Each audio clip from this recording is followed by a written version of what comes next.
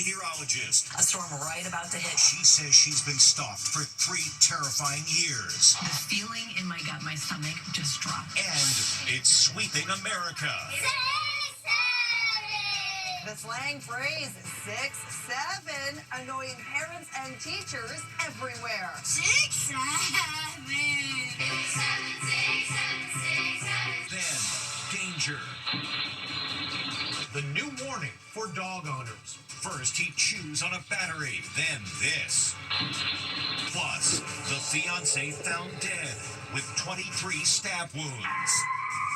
After the shocking ruling that it was a suicide. What her parents are telling Inside Edition today. We want to know what happened to Ellen. Then, the trial that gripped the nation. They've turned it into a movie. I need police and an ambulance immediately.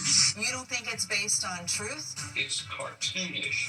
And why it's being called the most emotional night ever on Dancing with the Stars. He starts with his dance partner. And ends with Mom. Plus, Halloween. Why are this year's candy prices so scary? Are you shocked by the prices? Yeah, it adds up. How to save money before you stock up on candy. Now, Inside Edition with Eva Pilgrim. Hello, and thanks for joining us. As a TV meteorologist, she's used to getting attention, but she says a deranged viewer became obsessed with her, following her every move for 3 terrifying years. Now, along with being afraid, she's angry. The man is not behind bars. These storms are packing an incredible punch here. A TV meteorologist says she's in fear for her life, revealing she's been stalked for 3 years by an obsessed viewer. Kylie Burse of Denver station KDVR opened up about her traumatic experience, first in an Instagram post. A few weeks ago, I had a man who I have multiple restraining orders against follow me home from work. Then she went into more detail last night in an interview with News Nation's Ashley Banfield. Burse says the 69-year-old suspect has violated restraining orders 53 times in 2 months, including a terrifying recent encounter when she pulled into her driveway. That day, it's hard to describe because the moment that I saw him, when I realized that it was him blocking me in my garage, the feeling in my gut, my stomach just dropped. And I remember thinking, okay, if he has a weapon, you need to get down as fast as you can. I got that garage closed. I was able to get inside. He got around, starts ringing the doorbell. Burse says she was shocked that he was charged with a mere misdemeanor, and the suspect has been released from custody after posting $1,500 bail. He is wearing an ankle monitor, so he is not allowed to come within, a certain distance of where I am and, of course, my work and whatnot. But even then, you get a heads up of a couple of minutes. The police can't get there in time. If this person wanted to be violent, they could do so within that period of time. She says she doesn't feel the law is on her side. I did everything right, assuming that the system was in place and the law's there to protect me and to put this man in jail for a period of time. And so it was really disappointing and disheartening when it just doesn't work. The suspect is due in court for his arraignment on November 12th. It's sweeping America. Kids saying the phrase 6-7 nonstop. It's driving parents crazy, and teachers are banning it from the classroom. So what does 6-7 mean? Well, as Allison Hall reports, you may have to ask a kid. Number 6-7. The craze over the slang phrase 6-7 is igniting a frenzy across America. Kids are saying 6-7 nonstop. 6-7. And parents are scratching their heads. Okay, what does that even mean, though? It means 6-7. Tonight, South Park is having fun with it. Some kind of cult involving the number 6 and 7. 6-7. On social media, teachers are expressing utter exasperation. Yeah, I'm standing on 6 or 7 textbooks, which makes me 6'7". This teacher is banning it. Ready? After one last time. 1, 2, 3. 6-7. This choir teacher even wrote a song about it. 6-7. So what the heck is 6-7 all about? High school basketball star Taylon Kinney started the craze when he took the lyrics 6-7 from a rap song, then added the hand motion. 6-7. I enlisted second grade teacher Miss Caldwell to weigh in. Are kids in your class going crazy for 6'7"? Yes, every day. If we are on a page number, that is page 67, I'll hear a little noise, 67, and then I'll hear all of them say it. Do you like to say the numbers 6'7"? 6'7". What does it mean? I have no idea. 6'7". Am I doing it? 6'7". And if the phrase 6'7" still has you confused, you're not alone. 35% of adults say they struggle to understand their kids' vocabulary. Four-legged fire starter, a pooch got a hold of a lithium battery left on the counter, and when he chomped down on it, disaster. Now fire officials are issuing a warning: pets and batteries don't mix. Here's Jim Murray. That dog is gnashing on something, and it's not a Chewy toy. It's a lithium-ion battery. Uh-oh. It bursts into flames. Colton the dog realizes what he's done, and off he goes. The family's cat shoots upstairs, then Colton follows. We've seen dogs causing fires in the home before. It usually involves a dog turning on the stove and igniting a pizza box. Here, a pooch knocks over an ironing board. A fire breaks out. But starting a fire by chewing on a lithium-ion battery, that's a new one. So what happened? Fire officials in Chapel Hill, North Carolina, say the family had charged the battery, a power pack like this one, and left it unplugged on the counter. While they were out, Colton went counter surfing, grabbed the battery, and started chewing. He was clearly surprised. He knew for sure that he had finally gotten into something that he shouldn't have. David Sasser is Colton's owner, and yes, he's also the assistant fire chief. That mischief maker Colton is just fine. And Sasser's advice about lithium-ion batteries? You want to store them in a drawer or in some sort of cubby. You want to keep them in places where they can't be stepped on or gotten and chewed on by a dog.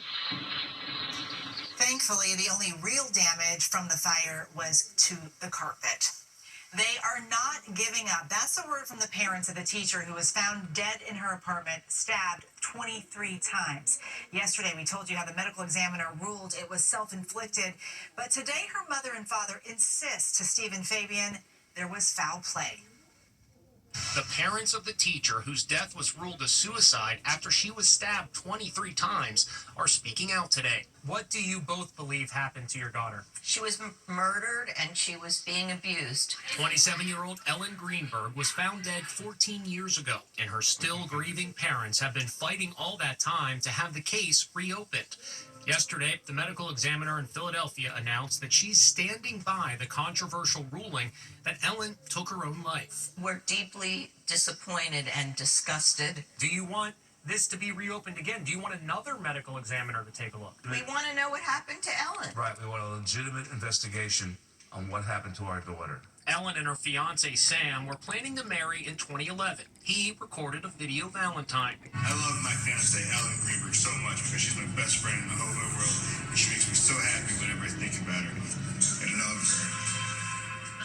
Mwah, honey. But Josh and Sandy Greenberg say Ellen was having second thoughts. Ellen had asked to come home. I had sent her to a psychiatrist because the only thing I was concerned about was Ellen. And the psychiatrist said Ellen was suffering from anxiety. You do not kill yourself over anxiety. Her fiancé, Sam Goldberg, told cops he found Ellen dead in the kitchen of their apartment after coming home from the gym. My fiancee's on the floor with blood everywhere. Please come and help. Now. Oh my God, she stabbed herself. There's a knife sticking out of her heart. Ellen's parents say there is ample evidence that she did not commit suicide, including unexplained bruises on her body. Then there's this. 11 of the stab wounds were on the back of her neck. Her parents question how improbable it was that Ellen could have caused those wounds herself. Have either of you heard from Ellen's former fiancé, Sam, after all of this? There was a time when he would call Sandy and talk to her, and she would end the conversation on the phone. You know, Sam, we know this is not a suicide. He didn't respond to it. He didn't say anything. The TV sports producer has since married and has 2 children. Ellen was the Greenbergs' only child. We were raising her to be the best version of herself. We were looking forward to generations of her and grandchildren. Everybody looked up to her. Ellen's former fiance says she suffered from mental illness, and allegations he had something to do with her death are lies and distortions to avoid the truth. The trial gripped the neighbors in the ballroom. It was dedication night on Dancing with the Stars, with the cast performing tributes to loved ones right in front of them. It's being called the most teary-eyed night ever on Dancing with the Stars. When destiny calls you, you must be strong. Fan favorite Robert Irwin dedicated his modern dance performance to his mother Terry, who raised him as a single mom after the death of his famous dad, crocodile hunter Steve Irwin. Watch this cool move. As the camera pans around Robert, his dance partner switches places with his mom. Robert hugged her tightly and broke down in tears. Actress Danielle Fishel dedicated her performance to actor William Daniels. Remember him? He played the curmudgeon Mr. Feeney from their classic sitcom Boy Meets World. I show up. I teach. Why isn't that enough?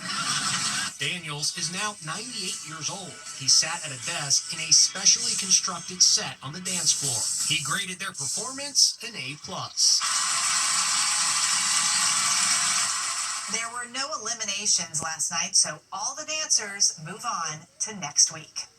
Next, Halloween.